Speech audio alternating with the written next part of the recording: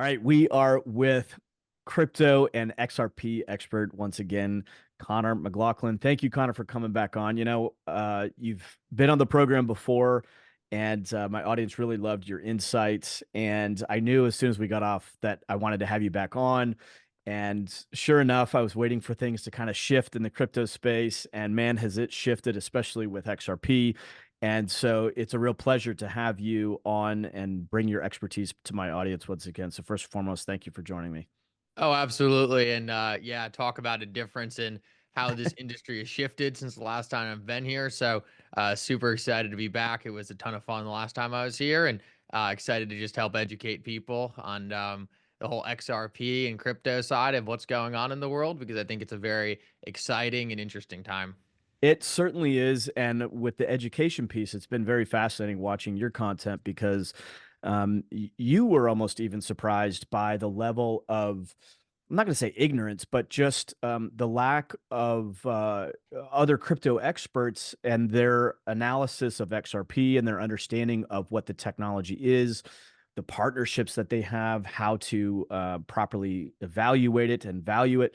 So, for those that are not fully aware, let's first foremost, let's give a very brief background for you. I know my audience has already heard you a little bit, but for those that might be new to the channel or whatever, let's introduce them to you first. Yeah, absolutely. So I've been in crypto and investing probably for 8 years now, which is crazy to say. Um, Kind of got interested because I have a background in surgical robotics. All technology is extremely interesting to me, but learning about cryptocurrency technology and distributed ledger and seeing how that could actually kind of change the outdated plumbing we have in the financial system right now. To me, that just made a whole bunch of sense. Started doing a lot of deep research kind of on how this technology could be transformational and really change the underpinnings of a lot of the products we use on a daily basis to make them more efficient, faster, and everything like that. And that really led me to XRP, because XRP is one of those cryptocurrencies that has a specific application to disrupting a lot of that financial infrastructure. To me, it just all made sense. There's a lot of hype and a lot of noise in the cryptocurrency space, but that doesn't necessarily mean there aren't really good applications solving real world problems. So I really just try to focus on those technologies that I believe are going to have long standing adoption because of their utility and integration into real world products and applications within the financial system.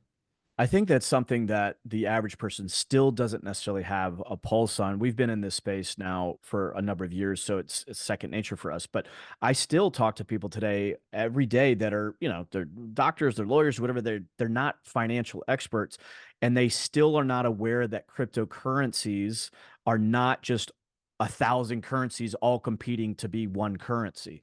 These are technology companies that are solving real problems. And like you said, they're building out infrastructure, the plumbing, the electrical, and all of the foundation for a new blockchain world that we're heading into. And in my opinion, all of it's going into blockchain. I mean, that certainly seems to be the indication from the lever pullers in government and in the financial world. So it certainly is a exciting place to be. Now, what's so interesting since I've had you last on is that the skeptics, namely the Bitcoin maxis, let's define who that is here just a second for my audience. But the skeptics have been won over by XRP, or many of them have, and more are happening every single day. What is it that they were missing? And what's so exciting about XRP that even the crypto experts have missed in the past that are now they're getting up to? But let's define what a Bitcoin maxi is, because that term comes up a lot these days. Yeah, so a Bitcoin maximalist is kind of just someone who thinks that it's really only ever going to be Bitcoin that's doing anything important in the world. And therefore, it's kind of their assumption that holding anything else is essentially a waste of capital. Like, you should only hold Bitcoin. Bitcoin's the only asset you should hold. No stocks, no bonds, no cryptocurrency, just nothing but Bitcoin. And it really comes out of the fundamental belief that Bitcoin kind of aligns with their cultural beliefs of how money and assets should work. So it's really comes down to them seeing the success of Bitcoin, them seeing as some Bitcoin as doing something really good for them financially, and therefore kind of building their entire lifestyle around Bitcoin itself. These people like to pay with everything in Bitcoin. Like they try to use Bitcoin whenever possible. The only asset they want to hold is Bitcoin. And they pretty much think Bitcoin is going to be the be all end all of cryptocurrency. And it causes them to have a kind of, I guess, for lack of a better word, is what it is, almost a hatred for a lot of other cryptocurrency technology in the space. But it comes from a deep rooted fundamental belief that all of cryptocurrency and all of blockchain technology is pretty much nothing, and it's Bitcoin is the only thing that's important or worth paying attention to. Hmm. And then what are these experts missing about the crypto, or I'm sorry, about the XRP narrative that they're starting to figure out what you and many others have already found out years ago? Well, the Bitcoiners are always kind of under this impression that cryptocurrency and blockchain technology, and I wouldn't even say blockchain technology because they're really just focused on just holding Bitcoin, just holding that one speculative asset that will go up in price. And I think they never really saw the engineering application to actually use the underlying technology. It's really important for your audience to listen. Like we all see the token, right? We all see the price of the token going up and down, but there's something that underpins that token. It's a network. It's a decentralized network that essentially is immutable and anyone can use without anyone's permission to actually use that network. These networks also just so happen to be one of the most efficient ways to move money in the world today. And that's just because right now, to move money from point A to point B, you have to route it through all these different banks that have to be pre-funded, and there's fees involved, and there's people who have to check off certain things and check things for compliance. But cryptocurrencies just do all that natively. It's baked into the protocol. And so Hmm. Bitcoin was kind of that first cryptocurrency created. And because of that, it had a lot of notoriety associated with it. Everyone was really excited about being able to do all these things directly within the internet. You never were able to do this within the internet. You needed to rely on banks and a complicated system underneath and all these different mechanisms that really weren't needed that cryptocurrency disrupted. And Bitcoin was the first to do that. But I think they really lost the bigger picture of, for the same reason that they were so excited about Bitcoin for their own personal lives, there's going to be big financial institutions who also wanted to use cryptocurrency technology for the same exact reason. Like for Hmm. the same reason they wanted to not rely on middlemen, for the same reason they wanted to move money faster, for the same reason they wanted to move money more efficient. Large financial institutions wanted to do the same exact thing. Like they want to use these same products to increase their own efficiencies and reduce their own counterparty risk. And because of that, a lot of the original creators of Bitcoin actually got together and they said, look, this Bitcoin thing is incredible. It solves all these problems. It's completely new. It's novel. It drastically increases efficiencies with moving money. You don't have to count on all these counterparties. But what if we created something that was faster and more efficient? And that's the key to really why XRP was created. Bitcoin, because of its energy consumption and because of how it validates the blockchain, we don't have to get into all that. It involves mining. I'm sure a lot of your viewers have heard of mining, but there's a lot of inefficiencies there. And the idea behind XRP was like, hey, you can cut out a lot of these different inefficiencies and create a faster and more efficient blockchain that's probably going to be a lot more interesting to large financial institutions who need to scale payments at a pretty rapid clip. They are going to do a lot of high value transactions and they want those transactions to settle quickly. I think a lot of the Bitcoin maximalists saw Bitcoin and said, you know what, this is the end all be all. There's never going to be a use case for this technology at any kind of higher level. There's never going to be a use case for bringing real world assets into these blockchains and tokenizing a lot of the assets we have in the world today. They never really saw that full picture of building new plumbing for a financial system on this blockchain technology. And because of that, they just saw Bitcoin going up. They saw the speculative nature and they got very attached to it without saying, okay, for the same exact reason I like Bitcoin and I want to hold Bitcoin, there's probably going to be a lot of other financial institutions who want to take advantage of this technology, but maybe in a faster and more efficient way. And I think we're starting to see that adoption now. And that's what's kind of causing them to turn the corner and really start to understand what's happening here. There's a lot of tribalism around, Bitcoin maxis and of course the XRP army. There's identification. And so to me, there's a very fascinating layer of psychology that's laid on top of all this stuff.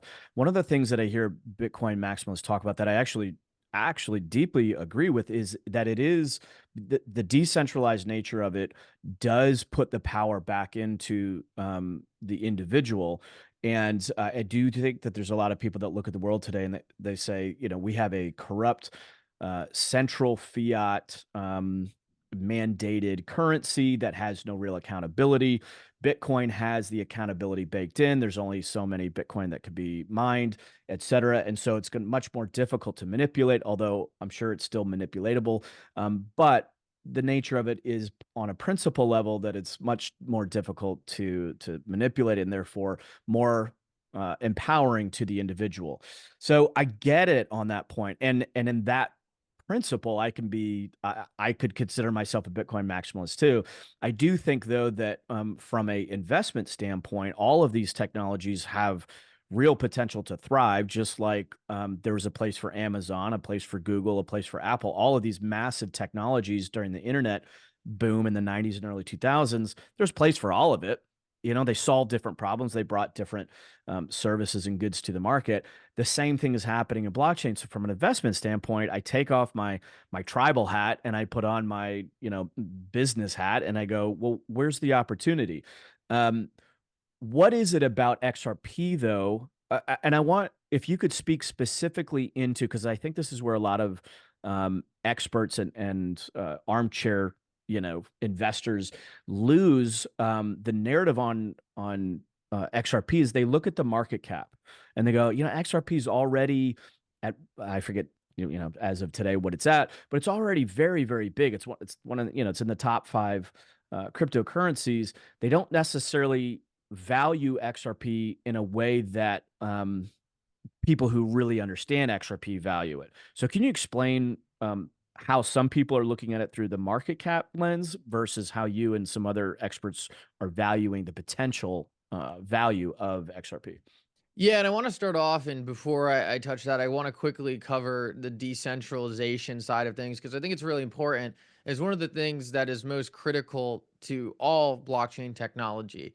Bitcoin essentially decentralized the blockchain by allowing people to mine and contribute validation power, and they were rewarded to do it for doing so. But that also has its cons as well because there's a monetary incentive maybe outside your own care for the health of the Bitcoin ecosystem to essentially provide that validation power. And because of that, you actually see concentrations of validation power in people who can spin up the biggest mining farms, the biggest infrastructure in order to actually pool together those resources to become the biggest miner. And that monetary incentive, in some ways, can actually cause that network to centralize because think about it. So you Hmm. don't have to care that much about Bitcoin to say, hey, if I start up a massive mining farm, I can mine a whole bunch of Bitcoin and for my own monetary incentive, essentially get a lot of power over the network. The XRP ledger is decentralized in just a very different way. It's the fundamental belief that you don't need a monetary incentive to actually go contribute validation power to the network. You can contribute validation power to the network simply on the premise that you want this network to continue to be a very important and safe technology for future people to adopt. So, if I was a large institution and I was using the XRP ledger as a core part of my payment flow, it would be critical to me that that network remains healthy and robust, and therefore I would provide validation power. But because there's no monetary incentive to do so, it decreased a lot of those risks of people coming in and running massive amounts of validators simply for their own monetary reward. So, one of the most important things you need to understand when you're really evaluating these networks is these networks, especially when you're looking at the top five, top 10, they're all decentralized. They're just decentralized in their own way. And it's one of the things that Bitcoin maxis really try to highlight on, saying things like XRP aren't decentralized, but they absolutely are. The XRP ledger has close to 100, probably $50 billion of market cap right now. And it's never had any security flaw whatsoever. It's been around almost as long as Bitcoin's been around. And if there was issues with centralization, you simply wouldn't have this robustness that the XRP ledger has had. So there's differences in decentralization, but for the same exact reason why Bitcoiners don't want any centralization so no one can control their money or their Bitcoin, large institutions using the XRP ledger want decentralization for the same exact reason. Because they want to know that if they're putting XRP in the middle of any transaction or using XRP as that value transfer protocol layer for their business, they want to know that no third party is going to come in and change the rules and put them at a disadvantage. So it's one of those core principles that I talked about earlier. For the same exact reason why individuals want Bitcoin to kind of pull them away from the fiat money Ponzi, a lot of them call it. And for the same reason, they want to be able to opt out of that and not have a single controller. Large financial institutions and governments and corporations want that same neutral playing field to be able to transact with one another in a decentralized, neutral way. So, all of these blockchain technologies have their own way of decentralizing the protocol and their pros and cons of each way of doing it. But it's important to realize that the fundamental aspect of the network being decentralized is important for all parties involved and is a fundamental aspect of what makes XRP and what makes Bitcoin so unique. So, in the same exact way, it's so important for us to hold Bitcoin because it gets rid of essentially a government being able to inflate the money supply. It's the same exact thing for financial institutions using the XRP ledger, where if you were to look at something that happened probably about a year ago now, where essentially the United States decided they were going to freeze a bunch of Russia's assets, that's a perfect example of why Russia wouldn't want to have a counterparty risk of using a payment system owned and operated by a centralized counterparty on the other side, which was in that case the United States. So there's reasons for decentralizing these financial protocols for all layers of people and all layers of corporations and governments, and just having that neutral non-permissioned technology that has the capability to move value from point A to point B anywhere in the world without any central authority being able to control that, that is a massive value proposition. And I think it's really important to understand that that applies to individuals, corporations, governments, and really anyone in between. When it That, comes to market cap, oh, go ahead. can I pause you for a quick Yep. second? That makes sense on a principle level, if I understand what you're saying, that in on Bitcoin you have a monetization of the validation to make sure that the network is working properly. Can you zoom in a little bit on what you meant by the validation in on the XRP ledger? Yeah, absolutely. So on the XRP ledger, you have the same exact kind of scenario. People get together and they provide validation power to the network. And just to zoom out real quick, it's just the opposite of what you see in a centralized database. So in Amazon's centralized database, Amazon's running that database. And if you were to essentially corrupt Amazon, do something to Amazon to make them change the rules of that database, they would have the capabilities of doing so because everything is hosted under Amazon. They have the capabilities of making decisions that affect that entire database. Hmm. With blockchain technology, you can't do that because the database is distributed over hundreds of people, thousands of people in Bitcoin's case, where you can't make all of those people, you can't corrupt all of those people to think the way you think because everyone's going to be an independent mind on the network. In Bitcoin's case, in order to become a validator or in order to become that validator, you are essentially getting a monetary reward to do so. That is a massive inefficiency in the network because now you have to have mining, all these different energy incentives, all these different computations in order to make it so that the people providing that validation power can get rewarded for doing so. That's why Bitcoin, in comparison to a lot of other blockchains, is slow and inefficient. In the XRP Ledger's case, the fundamental idea was hey, you don't actually need to monetarily incentivize people to provide that validation power because people will do it simply because they want the network to exist. People want a decentralized neutral network where they can move money fast and efficiently. And people are going to want that regardless if they're getting paid to provide the validation power to do so. It's Mm. almost like, and you can think about it this way, even if no one was getting rewarded to mine Bitcoin, there would be so many people out there who just love Bitcoin so much, they would still provide that validation power to the network to decentralize it. So the fundamental idea is maybe you don't need to actually reward people monetarily to provide that validation power. Maybe people just want the network so badly that they will provide that validation power themselves because they think the network is so important and so critical to society that they are willing to do that essentially out of their own pocket. And Because of that, how go are they ahead. providing that validation then? They validators in the same exact way you have in the Bitcoin network. So there's validators on the XRP ledger, close to 700 nodes, and the only difference is between Bitcoin and XRP is those XRP nodes aren't getting paid to be there. They are there because they want to see a healthy network, and they are Mhm. saying, hey, the XRP ledger is important to me for my business, or simply because I'm a big fan of this technology existing into the future. I am going to provide my power, my validation power to support the network. They're Mm. just not getting paid to do so. And on Mm. the other side of that, the big advantage is you get rid of a lot of the inefficiencies in the Bitcoin network that cause it to be slower, cause Mm. blocks to take 15 to an hour to close, cause very large fees. You can get rid of all of that, not on this fundamental principle that you need people getting paid out to be contributing this validation power to the network. Okay, I see. Makes sense. Following up on that previous question about market cap and how some people are led astray with trying to evaluate XRP through market cap alone, help um, bring some Yeah, education to that. yeah, absolutely. I mean, right now we're just, right now we're just so early. These market caps are so trivial. I remember during the whole .com era, and one of the things I did when I first started investing was just to look back, read all those old articles of what people were saying about Amazon, read all those old articles about what people were saying about Apple. And the market cap argument is brought up whenever you have a new technology. Like, how could Apple ever be a $100 billion company? That would be the biggest company in the world. How could Amazon ever reach $150 billion valuation? That's bigger than ExxonMobil, right? That's what everyone said. They're like, how could this internet company? There's no fundamental material here. There's no commodity. How could these things get bigger than the oil giants? But the fact of the matter is the internet just turned out to be exponentially more important than all these other industries because the internet, as we know, essentially plays a part in every single industry. It completely Hmm. changed the way we share information.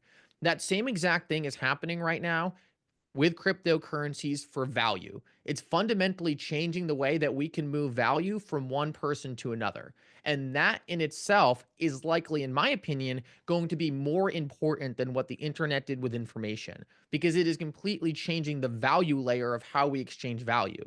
So I think, in the same exact way, people are kind of sitting there now saying, oh, XRP only has a $140 billion market cap. It would have to go to 1 trillion, 10 trillion in order for it to be something significant to me. I fundamentally believe we are going to get to numbers like that. And these Hmm. value layer protocols are going to have higher market caps than anyone can imagine today and rival the market caps of the biggest tech companies on earth. So I think, in the same exact way no one thought any of these tech companies could reach these massive market caps, it's really just because people don't see the full maturation of what this technology can achieve and what it's going to bring to the world. So one of the things that I understood, and correct me if I'm wrong, but I've been saying that XRP is not just valued in its market cap. And for those that are not in the finance, it's just a simple math equation of how many units are there and then multiplied by how much each of those units is. So to figure out what the market cap is. But it was my understanding that XRP, because of its utility in cross-border payments, it was providing value. If there was $1 billion in the marketplace, let's just say hypothetically, there's only $1 billion, but you sent that $1 billion back and forth, back and forth, back and forth, back and forth, you could have theoretically hundreds of billions of dollars of transaction, even though there was only 1 billion market cap in the whole world in this theory. Is XRP leveraging the volume of the flow as opposed to just the market cap? Is that an accurate statement? Yeah, so it contributes to the market cap because in order to create volume, there ultimately has to be a purchase of the underlying asset. So, say I spun up a network today and there was no value on that network, and you wanted to move $100 over that network. Well, typically the liquidity for that network is going to be the underlying token. That's the case for XRP. XRP acts as the liquidity. So, in order to move that value over the XRP ledger, XRP acting as that liquidity is going to have to appreciate to a value to actually move that money. So you very realistically could see a case, and actually, multiple studies have been done on this, where if you did have large scale adoption of the XRP ledger for what Ripple is trying to use the XRP ledger for, which is moving money for corporations all over the world, it would essentially, in a way, create a floor for XRP, a price where there's so much volume coming through the ledger, so much XRP being purchased, sold, exchanged, locked up, unlocked up, that all that demand coming in would cause XRP to be required to be a certain value to continue facilitating these flows. So it's just a massive use case for the technology where the value of the token being at a certain price is required to facilitate the underlying liquidity. Think about Mhm. it this way. You have the XRP ledger technology, which is really just the rails that makes everything work. It's just essentially moving things from point A to point B. But one of the most fundamental things of any financial network is liquidity. Having something to actually provide value to the network so you can transfer in and out of different things. So XRP acts as the liquidity. Therefore, if you wanted to go from currency A to currency B, you'd go from currency A to XRP to currency B, meaning if you had, say, $100 million transfer from currency A to currency B, you would need sufficient liquidity there for XRP to facilitate that transfer. Mhm. One of the value propositions that XRP brings to the table that I didn't really fully realize, and I think we may have discussed this on our last call that I want to bring back into the conversation, was that not only, so the current system right now uses what's called the SWIFT system, and it's an information only system. And the way that somebody explained it to me, just to dumb it down, was that if country A wanted to send $1 billion to country B, on the Swift system, it was information only. It's like sending a text, and then their systems, the banking behind it has to take several days to process that actual, delivery of the money and the value transfer. And so imagine that happening, with thousands and thousands, hundreds of thousands, if not millions of transfers from countries to, financial institutions, corporations, individuals sending all this money back and forth. So the SWIFT system is just all this texting information. The banking has to then process all that, which takes so much time, lots of oversight, lots of checks and balances. So it's very, very costly, very, very slow. XRP can do it in a fraction of the second for a fraction of the cost, like pennies essentially. So that is one huge value add. But then the other thing that I didn't fully realize is that these countries were having to store multiple caches of currencies that they do business with. So they'd have to have the Deutschmarks, the yen, the dollar, the euro in mass reserves, depending on who they were doing business with. XRP dramatically reduces the amount of capital required to have on hold, which I think was another huge like aha for me that I had when I thought about XRP. It's a great point you make, and it's one of the most important things when you get into being able to instantly transfer value. And it's something that I think we look over too often and how important that is. But you're absolutely correct. When you're sending a Swift payment, when you're sending any kind of wire, there's no actual value being moved. You're just sending a notice from bank A to bank B that something needs to be moved. Some kind of transfer needs to happen. Some kind of debit credit has to happen on the back end. Not only does that introduce a massive amount of counterparty risk because you don't know if that transaction is going to be settled. You don't know if there's going to be an error. You have no idea. But on the other side of that, you're relying on all these middlemen to actually make it happen. It's vastly inefficient. And if you're a multi-billion-dollar corporation and you are doing hundreds to thousands of these payments cross borders every single day, you can't be relying on the fact that there's not going to be errors here. You can't rely on the fact that there's not going to be a bank holiday and suddenly you're going to have to wait 5 days for your capital to get over instead of 3.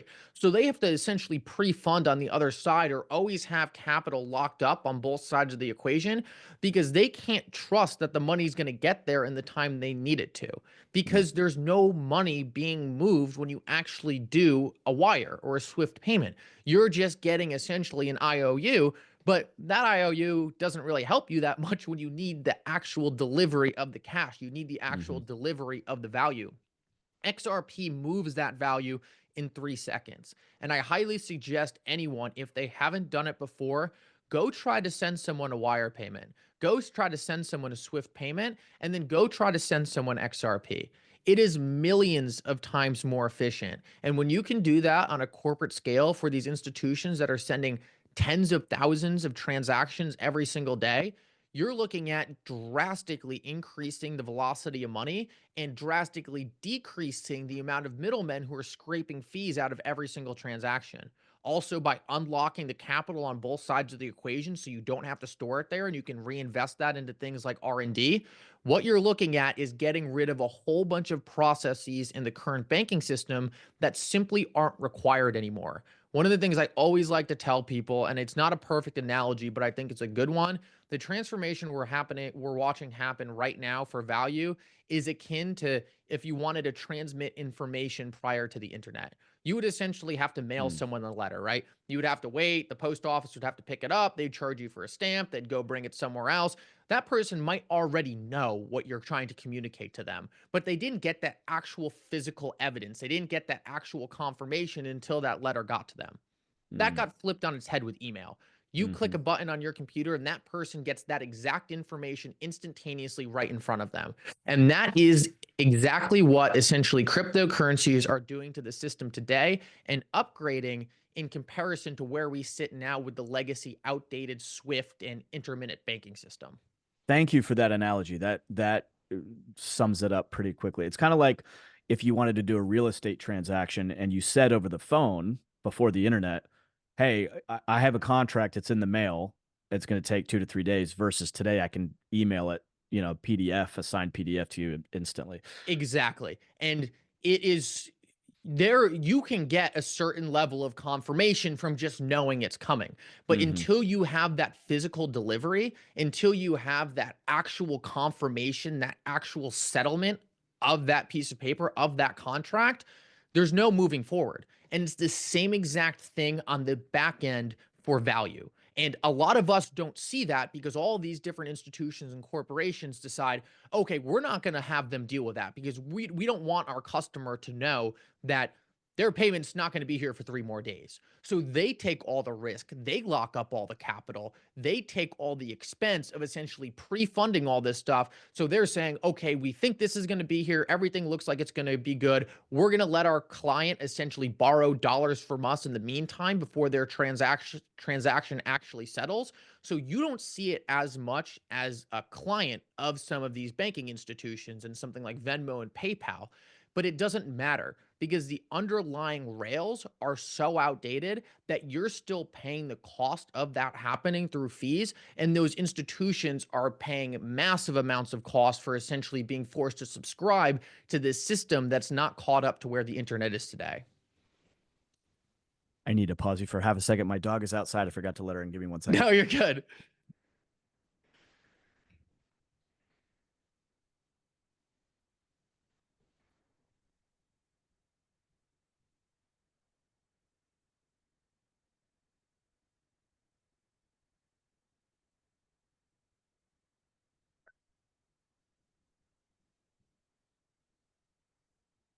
Ready when you are.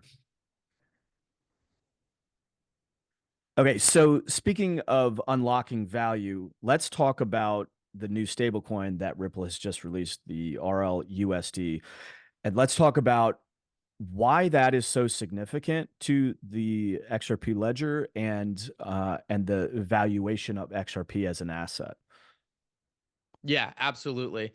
Um, there's a lot to unpack here, but I'm going to give you the easy thing to see now and kind of the big deal later on.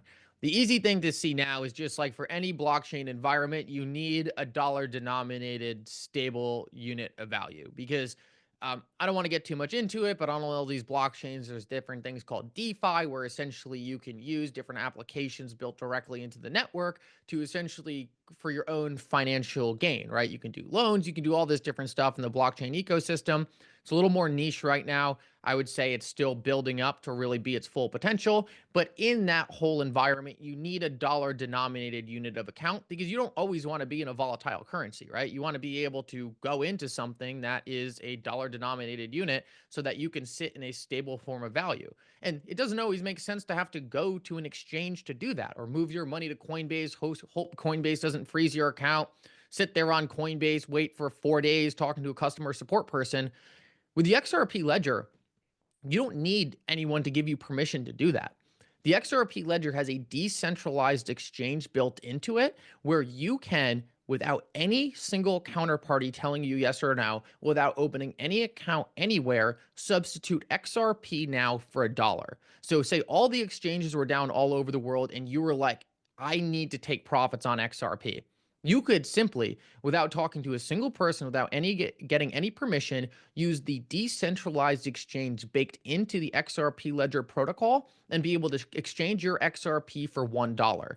That is very, very powerful and cuts out a lot of different people who are essentially owning the process prior. So it gives people natively using these systems access to dollar denominated liquidity. On the Hmm. other side of that, I believe what Ripple really wants to do is be able to bring tokenized assets to the XRP ledger and dollar denominate those. So rather than having these assets for large institutions trade against XRP, which is volatile, be able to say something like Tesla tokenizes their equity, and that equity tokenized on the XRP ledger can trade against RLUSD and be a dollar denominated unit on the XRP ledger. So it's very important for DeFi capabilities, but it's also very important for what a lot of Ripple is doing in creating an institutional environment where a dollar is obviously going to be a critical use case. Now, this basically takes XRP potentially to stratospheric. This is XRP on steroids because if the indications that the experts are sharing is that everything's going to be tokenized. Everything's going to be tokenized. And if XRP is the leading market share stable coin that has tokenization, I'm getting this mixed up. I mean, you can articulate it probably better than I can, but help me understand and put some words around how massive this is Yeah, if things absolutely. get tokenized like that. Yeah, absolutely. So, BlackRock, Fidelity, all the major financial institutions have already come out and said that everything's going to be tokenized. And I don't want to get back into this thing, but for the same exact reason, we went on a 20-minute rant about how broken the financial system is in terms of money. It is the same exact thing in terms of settlement of assets, in terms of tracking assets, settlement of assets. Everything there is broken. It can all be brought onto blockchain technology. You as an end user, you might not even know. But the important thing to note is that the infrastructure of tracking that certificate of a stock, for tracking that ownership of a piece of debt, for tracking that ownership of a piece of property, the underlying rails for tracking all that will be vastly different. And the biggest financial institutions in the world have already bought into this change because they are spending hundreds of millions of dollars monitoring, tracking, debiting, and crediting all of these different processes on the back end right now. And they don't need to because blockchain technology can do that inherently. With that said, XRP is probably going to be one of the leading blockchains for tokenizing a lot of these tokenized assets. And it's because of Ripple's relationship with the financial institutions. We talked about this earlier. We'll come full circle here too. When the blockchain industry first got up and running, a lot of the mindset was like, oh, F the banks. We need to get out of this banking system, down with the banks, down with the institutions. And the whole idea of blockchain technology was to never, or essentially shut down these financial institutions.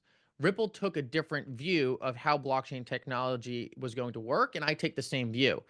Likely in the future, all of these big financial institutions that hold billions to trillions of dollars, they're not going anywhere. They are just going to look for solutions to be put in place for them so they don't have to be the blockchain experts. They don't have to be the technology experts. They can work with an innovative blockchain company to help them tokenize their assets on a blockchain. That is where Ripple is strategically positioned. They have a massive custody business to help these financial institutions custody their tokenized assets. They have a stable coin now where these financial institutions can put these financial assets on a blockchain and pair them against the stable coin, the dollar denominated unit. A lot to get into there, but you have to price an asset in something. Typically, those assets are going to be priced in a dollar, which could be Ripple's stablecoin. So Ripple is working with these financial institutions to take these assets that are on these outdated legacy rails and put them on blockchain rails. And them as a company building out these relationships with these financial institutions is absolutely fundamental in building a network where these financial institutions understand that it's going to be compliance first and that these things can be built out in a way alongside of them rather than trying to disrupt them. Mm-hmm.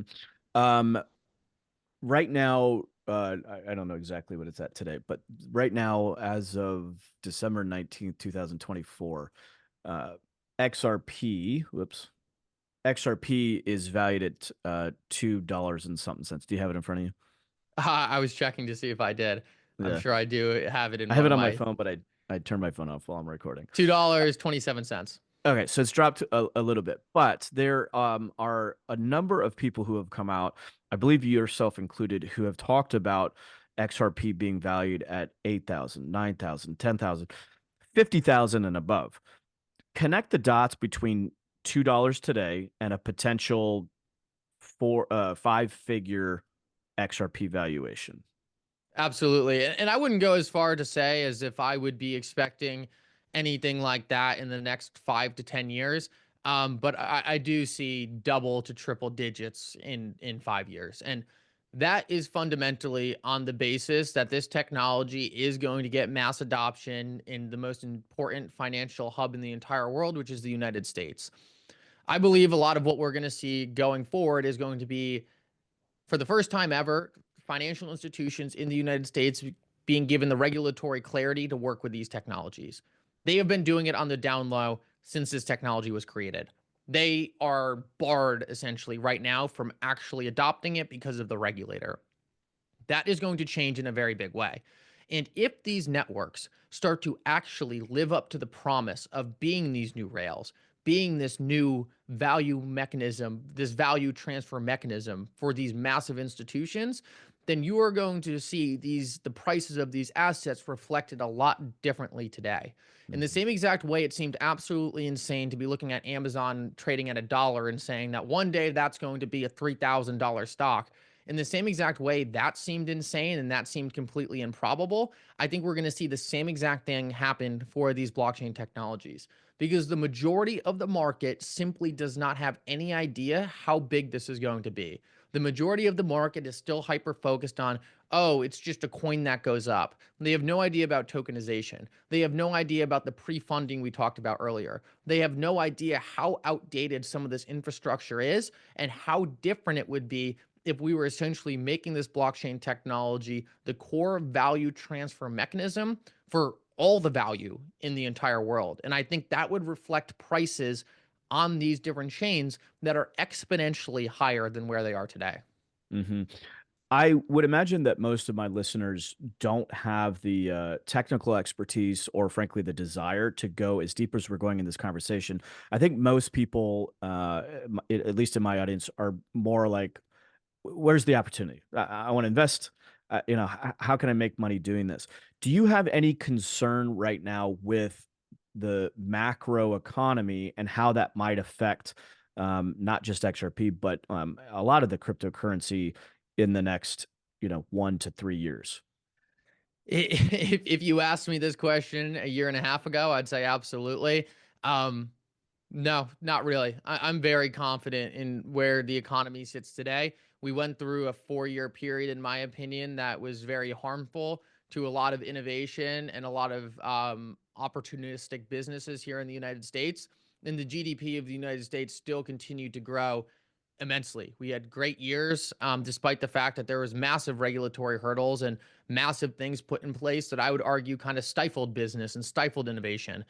I think we're going into a new paradigm where a lot of these regulatory caps are going to be taken off and a lot of these businesses are going to be able to grow to their full potential. So I talked about this with someone the other day. I wouldn't be surprised if we reach figures like a 5 to 6% GDP growth by allowing this technology to live up to its full potential and really drive massive efficiencies in the global financial system. So I'm extremely optimistic on the United States benefiting greatly from this technology by finally letting it in, rather than suing all these different companies, stifling them, debanking them, rather than Mhm. doing all of that different stuff, letting them in and letting them drive change in a way that's material and product focused, right? Not just launching meme coins and a whole bunch of hype stuff, actually doing the things we've talked about over the course of this interview to drive efficiencies and make the financial system better.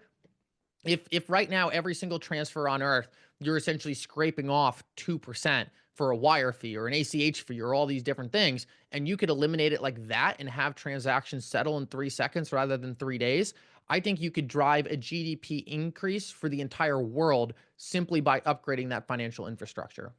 That's an interesting take. I, from an optimistic perspective, which that obviously very much is, I do think that this is something that I've explained to my teenage kids because I try to boil these things down. I want to get to the point where I can explain it to my teenagers, and if they get it, then I'm like, okay, I know enough of this stuff to be dangerous, but I don't understand it at the hyper technical level that you do. But one of the things that I told him was that in the last 4 years, you're trying to play a financial game and you don't know what the rules are, and they keep changing the rules. It's very difficult to win at a game where you're not even sure what the rules are. And so if you're a company looking to invest money, and you're not sure if you're going to get penalized for doing so, that's going to stifle, capitalization. It's going to stifle innovation. It's going to stifle, investment. With Trump coming in now, like him or not, there is um, a much clearer indication as to what the rules are going to be. And a lot of capital holders look at that and go, oh, if those are the rules, I know how to win this game. I'll put my money in this. I have assurance that there's going to be, I have confidence that it's not going to be screwed. Well, So just to add an important note to that, and just so your audience understands the severity, uh, there was a very popular of Andreessen Horowitz, who came out and said he met with the government on AI initiatives. And he was specifically told, don't invest in AI. We're going to essentially run this up to a government level. We're going to put it in the power of the top two technology companies in the United States, and they're going to run AI, and no one else is allowed to essentially run AI.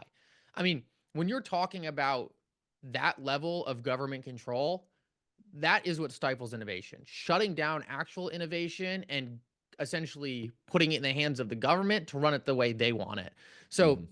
that's the drastic change that's going to be changing moving forward. I've talked to hundreds of companies who've tried to essentially be debanked over the past 4 years, shut down their business in the United States. We are watching and going into a time period where it's going to be the complete opposite. We are actually going to be looking to bring in this innovation, bring in the capital, allow these industries to prosper. And it's hard for me to see how that wouldn't be explosive in terms of adding to the economy.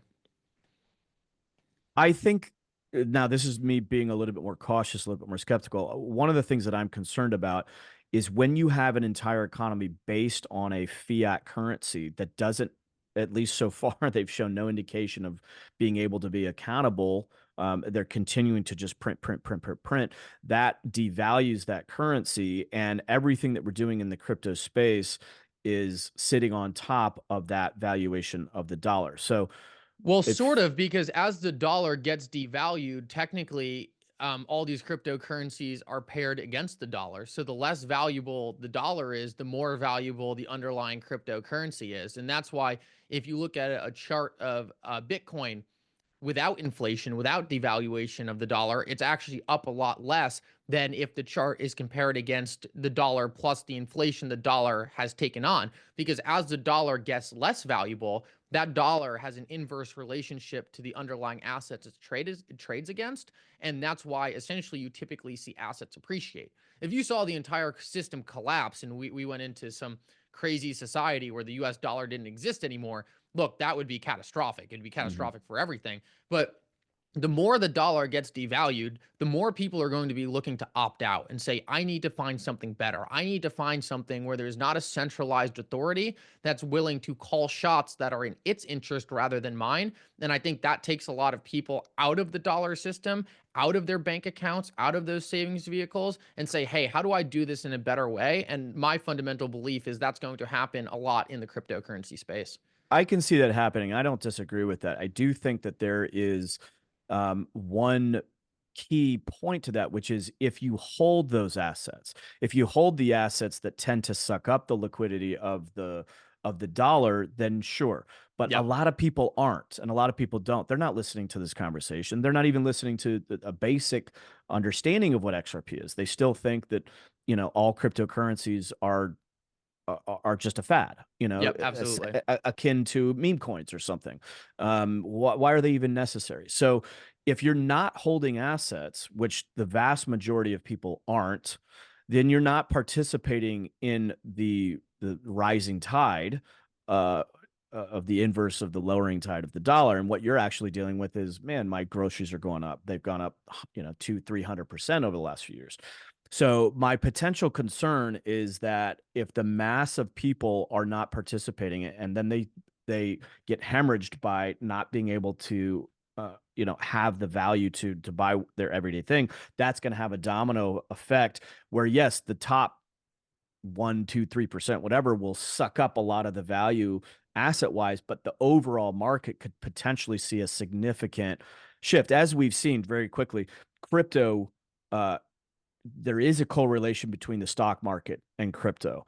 Yep. And so if for some reason the Fed didn't provide liquidity to Trump for, ideological reasons, what have you, is it possible that we would not see the same type of increase and growth that we've been seeing in these last several cycles because the liquidity is not there? Absolutely. I think that's certainly possible. It's always a possibility. I will say though, I do think coming out of the '08 recession, right? And it was one of the biggest financial catastrophes of all time.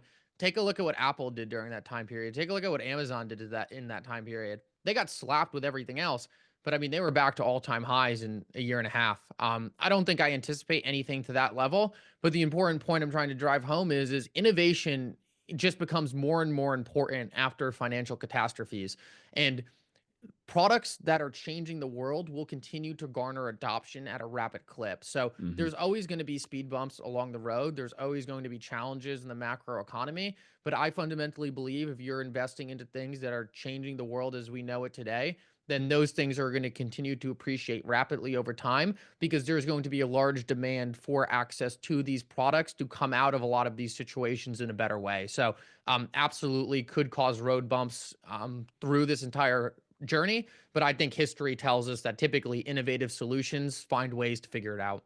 I don't disagree with that, certainly. But you kind of made my point, which is during those incredibly difficult times, the Apples and the Amazons, sure, they were the ones that continued to thrive and continued to innovate and grow.